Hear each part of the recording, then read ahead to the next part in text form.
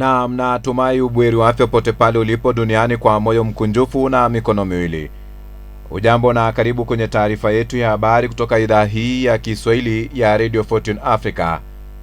Jina langu ni Kantona Joseph.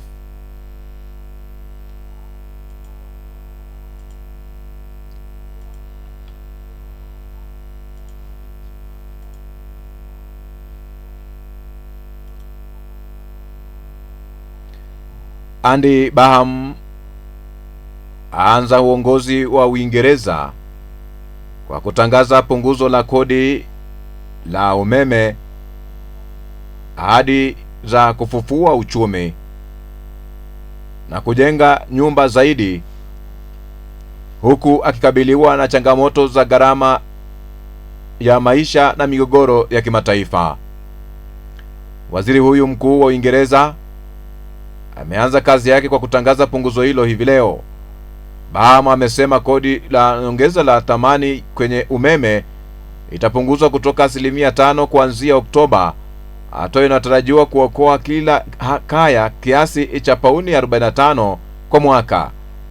Katika hotuba yake ya kwanza, Baham ameahidi kujenga uchumi mpya, kurejesha viwanda nchini Uingereza na kugawa madaraka zaidi kutoka serikali kuu ya Westminster. Hatua hiyo, hata hivyo, Baham anakabiliwa na changamoto kubwa: uchumi dhaifu, gharama za juu za kukopa, mgogoro wa wahamiaji na bei ya nishati zinazoathiriwa na vita vya Marekani na Iran.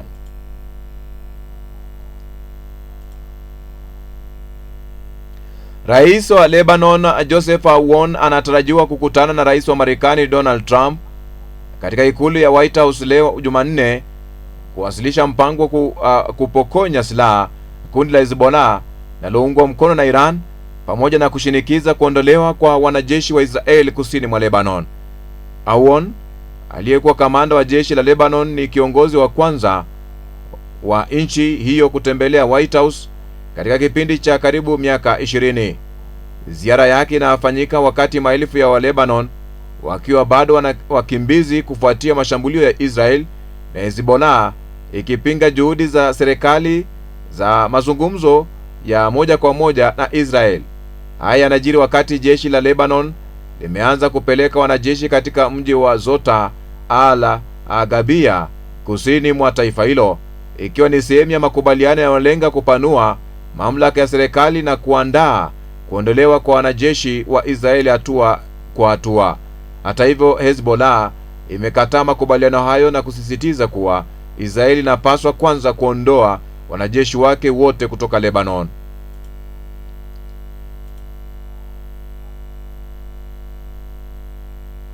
Marekani imelaani China kwa kile linachokiita vitendo vya hatari na vya uchokozi kufuatia mzozo kati ya walinzi wa pwani na Uchina na jeshi la wanamaji la Ufilipino katika bahari ya kusini ya Uchina. Haya yanajiri wakati waziri wa mambo ya nje wa Marekani Marco Rubio amewasili Manila kuhudhuria mkutano wa mataifa ASEAN na kusisitiza uungwaji mkono wa Marekani kwa uhuru wa usafiri wa baharini na usalama wa washirika wake. Marekani imeelezea kuwa hatua za China zinahatarisha amani na udhabiti wa eneo hilo. Kwa upande wake, Uchina imekanusha tuhuma za kujeruhi wanamaji wa Ufilipino, ikidai maelezo ya Manila yanapotosha ukweli. Bahari ya kusini ya China inaendelea kuwa kitovu cha mvutano kutokana na madai yanayokinzana ya umiliki wa eneo hilo. Wakati wa ziara yake, Rubio pia atajadili ushirikiano wa kiuchumi, nishati, madini muhimu na teknolojia ya akili mnemba na viongozi wa mataifa mbalimbali ya Indo-Pacific.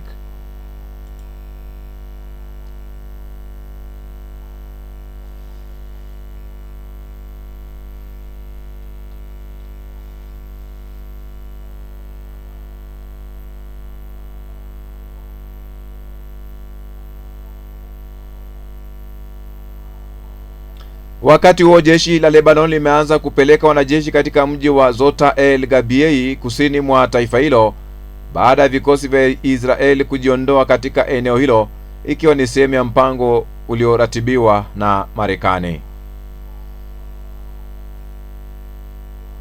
Wanajeshi katika mji wa Surtar al-Gabiye kusini mwa nchi hiyo baada ya vikosi vya Israel kujiondoa katika eneo hilo, ikiwa ni sehemu ya mpango wa usitishwaji vita ulioratibiwa na Marekani. Mpango huu unalenga jeshi la Lebanon kuchukua udhibiti wa maeneo haya na kukusanya silaha za kundi la Hezbollah, huku vikosi vya Israel vikiondoka hatua kwa hatua. Serikali ya Lebanon ina matumaini kuwa hatua hiyo itasaidia kurejesha udhibiti wa maeneo yaliyoharibiwa na mapigano, ambapo makazi, hospitali, vituo vya umeme na miundo mbinu mingine vimeathirika na maelfu ya wakazi bado hawawezi kurejea nyumbani.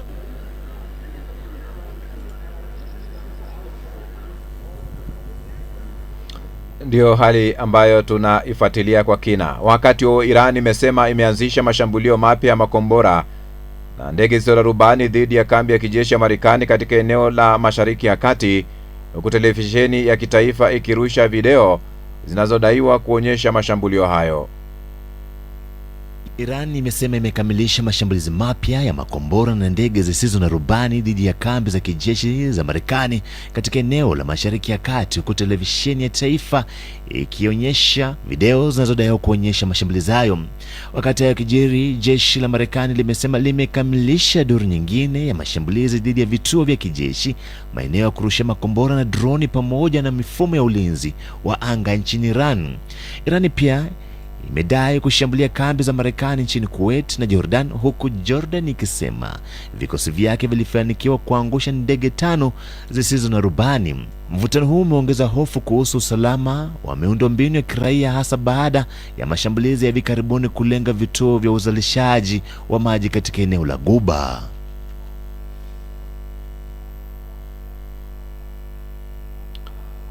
Wanawake wa kijiji cha Bongolo nchini Sudan Kusini wamesema ukosefu wa usalama, huduma duni za afya na elimu pamoja na upatikanaji mdogo wa huduma za msingi inaendelea kuhatarisha maisha yao na ya familia zao. Wamesema migogoro inayoendelea imelazimisha familia nyingi kuhama makazi na kuwanyima watoto nafasi ya kupata elimu. Polisi wa Umoja wa Mataifa wamesisitiza kuwa wanawake wana mchango mkubwa katika kujenga amani, wakieleza kuwa ushiriki wao katika mazungumzo ya amani husaidia kufanikisha suluhu la kudumu.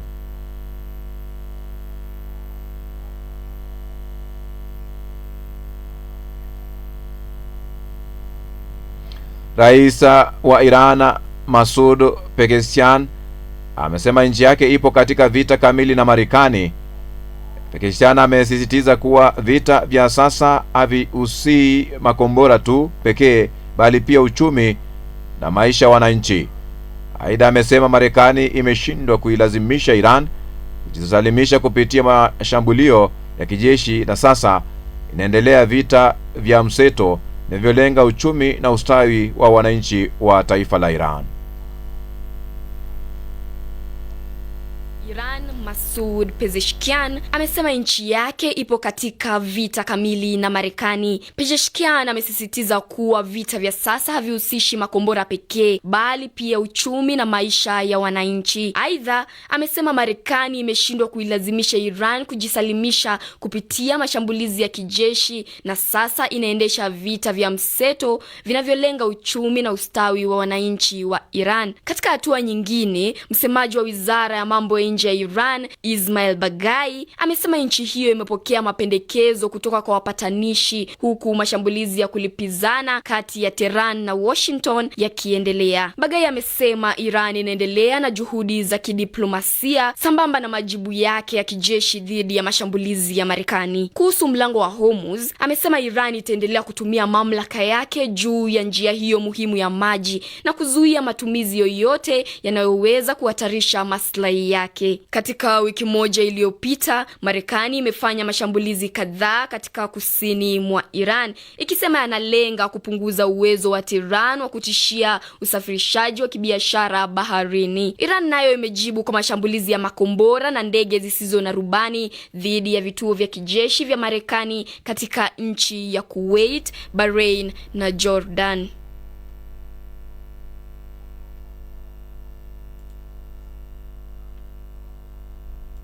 Ni taarifa ya habari kutoka idhaa hii ya Kiswahili ya Radio Fortune Africa, kituo chako kinachokuwa kwa kasi sana duniani.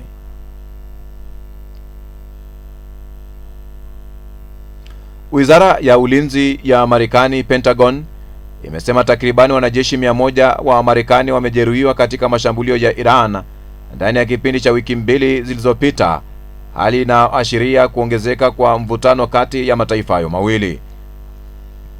Kwa mujibu wa Pentagon, majeruhi wengi walitokana na mashambulio yaliyolenga vituo vya kijeshi vya Marekani katika Mashariki ya Kati. Hata hivyo, wizara hiyo haikutoa maelezo zaidi kuhusu aina ya mkutano au ukubwa wa majeraha iliyoyapata wanajeshi hao. Awali, Pentagon imedhibitisha kuwa wanajeshi 3 wa Marekani waliuawa katika mashambulio yaliyohusisha Iran. Taarifa hiyo inawadia baada ya jeshi la walinzi wa mapinduzi ya Kiislamu ya Iran, IRGC, kutangaza kufanya mashambulio katika maeneo ya Bahrain, Kuwait na Jordan, ambapo baadhi yao yalisababisha vifo vya wanajeshi 3 wa Marekani. Milipuko ya Ebola nchini Jamhuri ya Demokrasia ya Kongo imeenea hadi katika kanda 47 za afya katika maeneo 5 ya Adja yaliyoko mkoani Ituri. Takwimu zilitolewa Julai 19 zinaonyesha kuwa watu 2423 wamethibitishwa kuambukizwa ugonjwa huo, huku 967 wakifariki dunia, na sawa na kiwango cha vifo vya 39.9. Katika saa 24 zilizopita pekee, mamlaka imeripoti maambukizo mapya 79 na vifo 37, vingi vikirekodiwa mkoani Ituri. Maeneo ya Bunia, Nizi, Rwampara na Adja yameripoti idadi kubwa zaidi ya maambukizo mapya. Mamlaka ya afya zimesema zimefanikiwa kuwafuatilia 81.1% ya watu waliokutana na wagonjwa, ingawa bado kuna mapungufu hasa katika mkoa wa Hauta Uele. Milipuko hiyo ilitangazwa rasmi Mei 15 na kusababisha aina ya virusi vya Ebola inayojulikana kama Budibugyo Ebola virus. Maafisa wa afya wanasema changamoto za kiusalama pamoja na shughuli kubwa za watu na biashara katika mpaka wa DRC na Uganda pamoja na Sudan Kusini endelea kutatiza juhudi za kudhibiti ugonjwa huo. Wameonya kuwa ufuatiliaji wa karibu na kuimarishwa kwa hatua za kinga ni muhimu ili kuzuia mlipuko huo kuenea zaidi.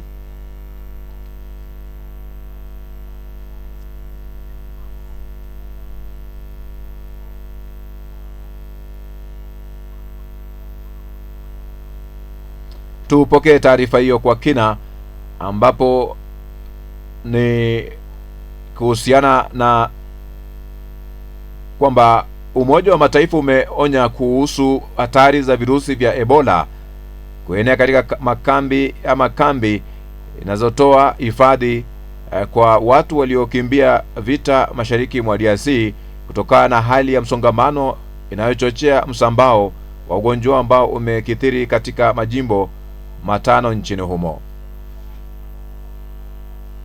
Shirika la OCHA limesema maambukizi ya Ebola yamethibitishwa katika kambi 16 katika jimbo la Ituri ambalo ni kitovu cha mlipuko wa ugonjwa huo. Kulingana na UN, kambi hizo zinatoa hifadhi kwa zaidi ya watu 270,000 ambao wanakabiliwa na changamoto ya msongamano na upatikanaji wa huduma za msingi, hali inayohatarisha kuenea kwa ugonjwa huo. Aidha, OCHA inasema pamoja na washirika wao wamekuwa wakitengeneza vituo vya kunawa mikono pamoja na kuwahamasisha wanajamii kuhusu hatua za kujikinga kinga dhidi ya ugonjwa huo. Hata hivyo, OCHA inasema mahitaji ya kudhibiti ugonjwa huo yamezidi rasilimali iliyopo, na sasa shirika hilo linatoa wito kwa jamii ya kimataifa kusaidia kufanikisha mwitikio wa ugonjwa huo pamoja na msaada wa kuokoa maisha ya jamii zilizokimbia makazi yao kutokana na vita. Qatar imewasilisha barua kwa Umoja wa Mataifa na Baraza la Usalama la umoja huo likilaani Iran kwa mashambulio dhidi ya nchi hiyo na kuitaka ilipe fidia kwa kuiharibu ama kwa uharibifu wote uliosababishwa. Katika barua hizo, Qatar imesema Iran ilishambulia meli ya mafuta karibu na mlango bahari wa Hormuz Julai 7 kabla ya kurusha makombora mengine kuelekea nchini humo Julai 12 na Julai 17. Maafisa wa Qatar wamesema watu watatu wakiwemo mtoto walijeruhiwa katika shambulio la Julai 12 baada ya vipande vya makombora vilivyolipuka kuangukia maeneo ya makazi. Qatar imeelezea kuwa mashambulio hayo ni ukiukwaji wa mamlaka yake na uhuru wa taifa na kwamba yanahatarisha usalama na mamlaka ya nchi hiyo. Serikali ya Qatar pia imesisitiza kuwa haitasita kuchukua hatua zozote zinazohitajika kulinda mamlaka yake, usalama wa taifa na raia wake. Na hata hivyo, Iran imesema mashambulio yake dhidi ya nchi za eneo hilo yanalenga vituo vya kijeshi vya Marekani na wanajeshi wake walioko katika mataifa hayo. Rais wa Marekani Donald Trump ameagiza nyongeza ya ushuru kwa 50% kwa bidhaa mbalimbali zinazoingizwa nchini humo kutoka nchini Canada, hatua ambayo amesema ni kulipiza kisasi. Rais Trump amesema amechukua hatua hii akishutumu Canada kwa kutoza ushuru mkubwa kwa magari, bidhaa za maziwa na pombe kutoka nchini Marekani. Baadhi ya bidhaa kutoka Canada ambazo Marekani imeongeza ushuru huo ni pamoja na mvinyo na bidhaa kutoka viwandani kama saruji. Ripoti kutoka ikulu ya White House inasema utekelezwaji wa hatua hii ya Marekani itaanza ndani ya siku 30 zijazo. Mark Carney, waziri mkuu wa Canada, amejibu hatua hii ya Marekani na kusema nchi yake itaendelea kulinda uchumi wake na itaendeleza mazungumzo na Washington katika siku zijazo, akiongeza kuwa hatua ya Trump inavunja mkataba wa kibiashara kati ya nchi hizo. Hii sio mara ya kwanza kwa nchi hizo jirani za Amerika Kaskazini kujikuta kwenye mvutano wa kibiashara. Kaimu gavana wa jimbo la Belgorod nchini Urusi linalopakana na kaskazini mashariki mwa Ukraine amesema raia 9 wameuawa katika mashambulio ya Ukraine ndani ya siku 2 zilizopita. Alexander Shuvayev amesema pia karibu droni 200 za Ukraine zilidunguliwa na mifumo ya ulinzi wa anga ya Urusi katika kipindi hicho. Taarifa hiyo inawadia wakati Umoja wa Mataifa ukisema idadi ya raia waliouawa katika vita kati ya Urusi na Ukraine imeongezeka kwa zaidi ya theluthi moja katika nusu ya kwanza ya mwaka huu. Mkuu wa ujumbe wa Umoja wa Mataifa wa haki za binadamu nchini Ukraine amesema wamehesabu zaidi ya raia 1400 kutoka Urusi na Ukraine walipoteza maisha tangu mwanzoni mwa mwaka. Wakati huo, mapigano kati ya pande hizo mbili yanaendelea. Jeshi la anga la Ukraine limesema Urusi ilishambulia nchi hiyo usiku wa kuamkia leo na kutumia droni 58 huku 46 zikidunguliwa. Kwa upande wake, Urusi imesema mifumo yake ya ulinzi wa anga ilidungua droni 209 za Ukraine katika mashambulio ya usiku kucha. Marekani imeshtumu Uchina kwa kile inachokidai imemjeruhi mwanamaji wa Ufilipino wakati wa tukio lililotokea katika bahari ya Uchina Kusini, eneo linalogombaniwa na mataifa kadhaa. Katika taarifa yake, Washington imesema hatua ya Uchina ni ukiukwaji wa wazi na haiwezi kukubalika. Jeshi la Ufilipino limesema wanamaji huyo alipigwa kichwani kwa fimbo na maafisa wa ulinzi wa baharini wa Uchina siku ya Jumapili walipokaribia meli ya kijeshi ya Ufilipino iliyokuwa ikifanya operesheni ya usalama. Hata hivyo, Uchina imekanusha tuhuma hizo na kudai kuwa mzozo huo ulianza baada ya wanamaji wa Ufilipino kumshambulia afisa wa ulinzi wa baharini wa Uchina. Baada ya tukio hilo, Beijing ilimuita mwakilishi wa Ufilipino nchini Uchina kwa mazungumzo yaliyofanyika Jumatatu. Uchina na Ufilipino zimekuwa zikivutana mara kwa mara kuhusu umiliki wa maeneo ya baharini ya Uchina Kusini huku Beijing ikidai umiliki wa sehemu kubwa ya bahari hiyo. Wakati huo waziri wa mambo ya nje wa Marekani Marco Rubio yuko Manila kuhudhuria mkutano mawaziri wa mambo ya nje wa Jumuiya ya Mataifa ya Kusini Mashariki mwa Asia ASEAN. Rubio amesema yuko tayari kukutana na waziri wa mambo ya nje wa Uchina Wang Yi baada ya mkutano huo. Serikali imetangaza kuwa ya Senegal imetangaza kuwa inamunga mkono katika harakati za aliyekuwa rais wa nchi hiyo Macky Sall kuwania nafasi katika kuwa katibu mkuu wa Umoja wa Mataifa. Hatua hii imekuja baada ya Macky Sall kurejea Dakar wiki iliyopita na kukutana na kufanya mazungumzo na Rais Bassirou Diomaye Faye. Kabla ya uamuzi huu, Senegal ilikuwa imekataa kumuunga mkono Sall ambaye alitawala nchi hiyo kati ya mwaka 2012 hadi 2024 kwa madai ya utawala wake kutekeleza mateso na unyanyasaji mkubwa wa kisiasa alipokuwa madarakani. Sall amekuwa akiishi nchini Morocco alikokimbia tangu alipoondoka madarakani mwaka 2024, na hatua ya kuungwa mkono na Rais Faye inaelezwa na wachambuzi wa mambo kuwa ni kwa sababu ya kisiasa. Hii inamaanisha kuwa serikali ya Senegal sasa itahusika pakubwa kumpigia debe Macky Sall anayetaka kuwa katibu mkuu ajaye wa Umoja wa Mataifa. Rais huyo wa zamani alipendekezwa mapema mwaka huu na mwenyekiti wa Umoja wa Afrika Evariste Ndayishimiye kuwania nafasi hiyo, lakini mataifa zaidi ya 20 ikiwemo Senegal ikikataa kumuunga mkono. Ni taarifa ya habari kutoka idhaa hii ya Kiswahili ya Radio Fortune Africa. Tunakuomba mpenzi msikilizaji, simama kituo hiki kufikia malengo yetu ya uratibu kwenye hatua ya kuweza kutanua wigo letu na kuwafikia wengi kwa njia ya FM. Tunahitaji kununua mtambo na vile vile transmitter na station transmitter link ambayo itatuwezesha kufika hapo. Unaweza wasisha mchango wako kupitia paybill number ni 625625, account number ni 0124508521 7800 au till number ni 4561468 kupitia mitandao yote, au tembelea ukurasa wetu wa Facebook. Kuna link ya PayPal ambayo itakuelekeza kwenye ukuta wetu, na hapo ndipo unaweza wasilisha chochote kile ambacho unacho. Mambo yetu, safari yetu, maisha yetu, tamaduni wetu na imani yetu. Sikiliza idhaa hii kwa vipindi bora, matangazo yenye tija, vile vile ukweli na burudani.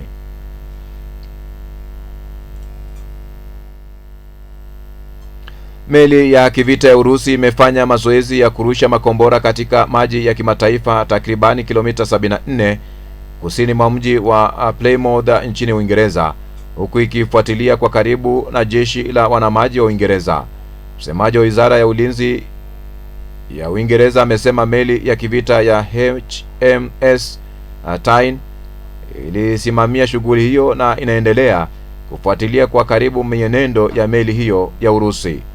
Meli hiyo ya Urusi Nistra Shimin pia ilifuatiliwa na ndege za kijeshi ya Ufaransa, kwa mjibu wa taarifa ambazo zimetolewa na tumezipokea. Ndege hiyo imewasiliana kwa njia ya redio na meli hiyo ikiitaka ifafanue shughuli zake.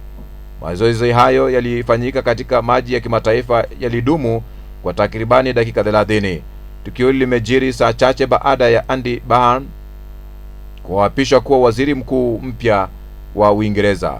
Mwezi uliopita, vikosi maalum vya jeshi la wanamaji la Uingereza vilikamata meli ya mafuta ya Urusi iliyokuwa ikifanya shughuli katika mfereji wa Kiingereza, ikiwa ni mara ya kwanza kwa jeshi hilo kuchukua hatua kama hiyo. Aidha, mwezi Juni, wanandoa wa Uingereza waliokuwa wakisafiri kwa boti yao katika maji ya kimataifa karibu na kisiwa cha Went walikutana na meli ya kivita ya Urusi Admiral Grigorovich. Meli hiyo ilifyatua risasi za onyo baada ya kueleza kuwa boti yao ilikuwa ikifanya kile ilichokiita maneva hatari, madai ambayo wanandoa hao walikanusha. Meli za kivita za Urusi hupita mara kwa mara katika maji ya kimataifa ya mfereji wa Kiingereza, huku vikosi vya wanamaji wa Uingereza au Ufaransa vikifuatilia kwa karibu hadi zinapoondoka eneo hilo. Uganda imetangaza kanuni mpya kwa mabasi ya shule kufuatia vifo vya zaidi ya watoto 20 katika ajali ya barabarani wiki iliyopita. Serikali imesema magari yote yanayosafirisha wanafunzi yatakuwa na rangi moja maalum. Madereva wa mabasi ya shule watahitajika pia vibali maalum na vitambulisho kabla ya kuruhusiwa kufanya kazi. Ajali hiyo ya Alhamisi ilikuwa miongoni mwa ajali mbaya zaidi kuwahi kutokea nchini Uganda hivi karibuni. Tukio hilo limesababisha kusimamishwa kwa safari zote za shule hadi itakapotangazwa vinginevyo.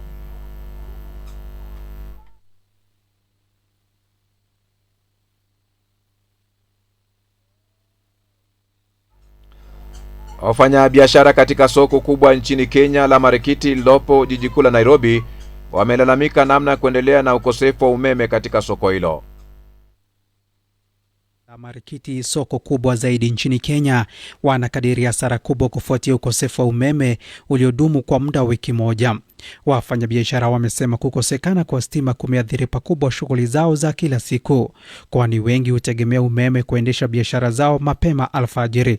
Hali hiyo imepelekea wateja wengi kuhama soko hilo kutokana na hofu ya usalama inayosababishwa na giza totoro. Hiyo kukosa stima inafanya tuanze kazi saa 12 na tunaanzanga saa 10 kuanzia saa 10 saa 11 ili watu wananunua vitu zao wanaenda kuuza soko zingine. Sasa hizo wamehamia soko kama za Githurai, na hii ndio the biggest. Hata State House vitu zao zinanunuliwa huku, lakini saa hizi hawakuji.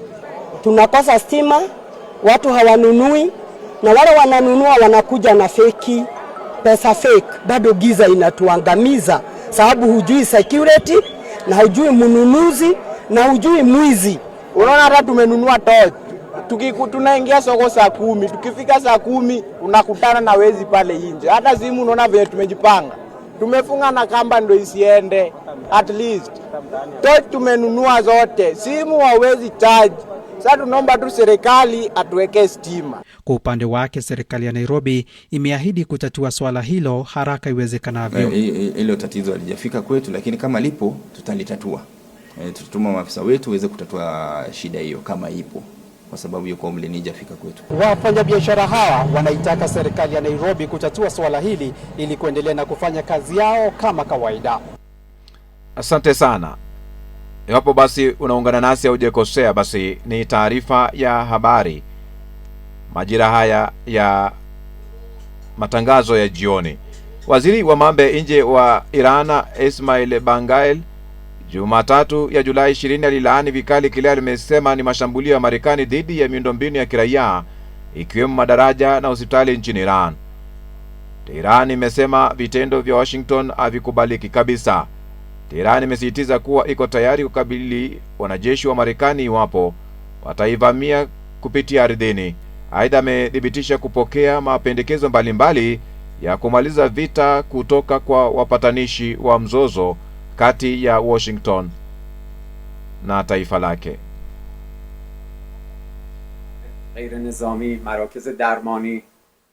Tunalaani vikali mashambulio dhidi ya miundombinu yetu ya kiraia, miundombinu ya kiafya, madaraja na maeneo muhimu ambayo ni ya umuhimu mkubwa sana kwa maisha ya kila siku ya watu wetu. Hakuna sababu yote, iwe ya kisiasa au kijeshi, ya kutetea mateso ambayo watoto wanapitia wanaposubiri kupokea matibabu kwenye hospitali au ugumu ambao familia zinapitia kwa sababu tu daraja muhimu katika eneo lao limebomolewa.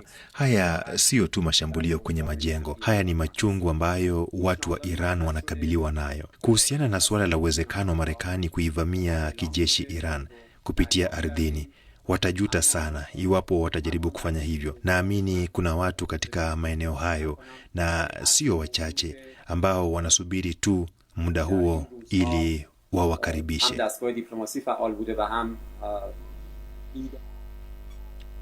Ndio hali halisi. Wakati huo ni kwamba waasi wa Houthi nchini Yemen Jumatatu wametangaza kuweka vizuizi kwenye bandari ya Saudi Arabia. Kwa mujibu wao, hatua hiyo inatokana na sababu kuwa Saudi Arabia imekuwa ikiwadhulumu watu wa Yemen katika kipindi cha karibia miaka 12 wakichukua mali ya raia wa Yemen. Waasi hao wameshambulia Saudi Arabia kwa makombora wiki iliyopita baada ya kuituhumu Saudia kwa kushambulia uwanja wa ndege unaopatikana katika himaya yao. Utawala wa Saudi Arabia umeendelea kuwadhulumu watu wetu kwa karibia miaka 12 sasa, wakichukua mali zetu na kuweka vizuizi kwenye bandari zetu, viwanja vyetu vya ndege na hata kwenye njia za ardhini. Hatua zao zimewasababishia watu wetu hali ngumu zaidi, hadi katika viwango ambavyo hali imekuwa mbaya sana. Hilo haliwezi kukubalika tena. Wapiganaji wa Houthi nchini Yemen wanatangaza zuio kwenye bandari dhidi ya adui yetu nchi ya Saudi. Mpango huo unaanza kufanya kazi mara moja baada ya taarifa hii. Ndiyo hali ambayo inajitokeza. Na katika masuala ya michezo, kwenye kipenga cha michezo, mashabiki wa timu ya taifa ya Argentina Jumatatu ya Julai 20 walipokea timu yao ya taifa nyumbani. Awali, baada ya mechi kati ya Argentina na Hispania, vurugu zilishuhudiwa jijini Buenos Aires, Argentina, polisi wakikabiliana na mashabiki waliokuwa wameghadhabishwa na hatua ya timu yao kupoteza kombe la dunia. Mashabiki wa timu ya taifa Argentina Jumatatu ya Julai 20 walipokea timu yao ya taifa. Shirikisho la soka nchini humo AFA lilisema baadhi ya maafisa wa timu ya taifa hawangeweza kurejea nyumbani na kikosi cha timu ya taifa. Licha ya tangazo la AFA, vyombo vya habari nchini Argentina viliripoti kuwa Messi na Rodrigo de Paul hawakuwa kwenye kikosi kilichorejea nyumbani kwa sababu walikuwa wamesafiri kwenda Florida ambako wanachezea klabu ya Inter Miami. Mashabiki walijitokeza kwa wingi kwenye barabara inayounganisha uwanja wa ndege wa kimataifa nchini humo na ofisi kuu za AFA kuwashabikia wachezaji wa Argentina wakirejea nyumbani. Uhispania walipata ushindi wa 1-0 dhidi ya mabingwa wa mwaka 2022 Argentina katika mechi iliyochezwa siku ya Jumapili ya wiki iliyopita. Awali, baada ya mechi hiyo, vurugu zilishuhudiwa jijini Buenos Aires, polisi wakikabiliana na mashabiki waliokuwa wameghadhabishwa na hatua ya timu yao kupoteza kombe la dunia. Mashabiki wenye ghadhabu walionekana wakiwatupia polisi mawe na machupa, baadhi ya magari pia yakishambuliwa kwenye vurugu hizo. Licha ya vurugu hizo, polisi walisema hakuna mtu aliyejeruhiwa au kukamatwa. Ushabiki una mambo yake, ni hisia. Na hatimaye ni kwamba mabingwa wa kombe la dunia katika mchezo wa soka wamewasili jijini Madrid nchini Hispania na kupokelewa na mamilioni ya mashabiki, walakiwa na familia ya kifalme na waziri mkuu Pedro Sanchez. Wakiwa juu ya lori iliyowazi, wachezaji hao 26 walipita katika maeneo mbalimbali katika mji wa Madrid, ikiwa kasri ya Moncloa. Mabingwa wa kombe la dunia katika mchezo wa soka waliwasili jijini Madrid na kupokelewa na mamilioni ya mashabiki, walakiwa pia na familia ya kifalme na waziri mkuu Pedro Sanchez. Wakiwa juu ya lori lililokuwa wazi, wachezaji hao 26 walipita katika maeneo mbalimbali na kufika hadi katika eneo la kasri ya Moncloa. Kurejea nyumbani kwa mabingwa hawa kulisimamisha kabisa jiji la Madrid, wakazi wakiacha shughuli zao za kila siku wakiwa na bendera za taifa, wakikaribisha timu yao kwa shangwe na furaha kubwa. Hispania iliibuka bingwa baada ya kushinda Argentina 1-0 katika fainali ya kombe la dunia, na hili ni taji lao la pili. Mwaka 2010 wakati mchezo hiyo ilipofanyika nchini Afrika Kusini, Hispania waliandikisha ushindi wao wa kwanza katika mashindano haya makubwa duniani. Basi ni wakati wa kupokea kiziba mkonga cha sasa.